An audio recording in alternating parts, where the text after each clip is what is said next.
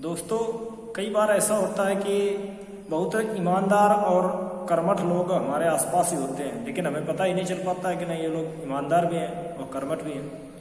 इन लोगों का पता तो तब चलता है जब चुनाव आते हैं, और जैसे ही चुनाव आते हैं तो आपके आस पड़ोस में ऐसे लोग निकल के आते हैं जिनको आपने सोचा भी नहीं होगा कि ये ईमानदार हैं, कर्मठ हैं, जुझारू हैं। और जब जैसे ही चुनाव आता है तो ये सब आ जाते हैं कि कर्मठ, जुझारू और ईमानदार प्रत्याशी, जो बचपन में आपका लोटा चुरा के रख लिए होंगे, गिलास चुरा के रख लिए होंगे, वो लोग अपने आप को कर्मठ, ईमानदार बताते हैं। अभी हाल ही में फिर से आने वाले हैं, 2022 में चुनाव फिर से आएंगे, और कई बार ऐसे पता ही नहीं चल पाता है कि नहीं कौन प्रत्याशी अच्छा है।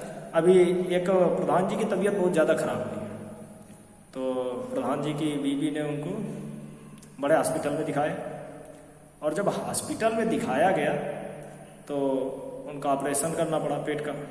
और जब पेट का ऑपरेशन किया गया तो उसमें से एक ईंटा निकल आया, और जब ईंटा निकल आया तो बीबी ने कहा कि ये बच तो जाएंगे और इनकी तबीयत सही है, तो वो बोले हाँ सही है, अभी जल्दी लेकर आ गई हो इसलिए ईंटा निकला है, और थोड़ा देर में लाते तो हो सकता है पूरा खरंजा निकल आता।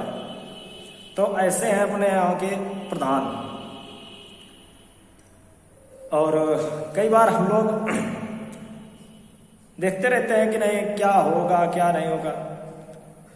प्रधान तो ठीक ठीक, जिला पंचायत का चुनाव, भाई साहब ऐसा चुनाव है ना।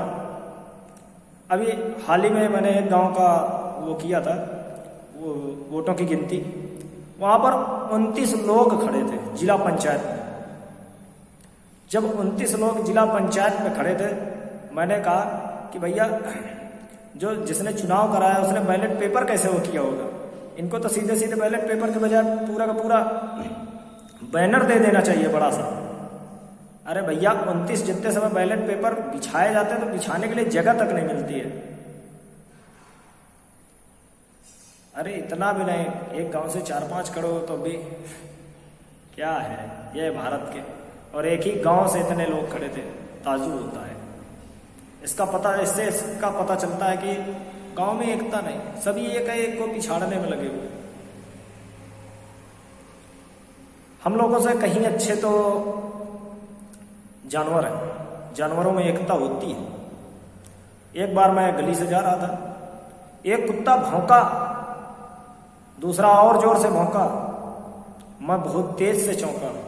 गली के सारे कुत्ते पहुंचे और बहुत जोर से भौंके।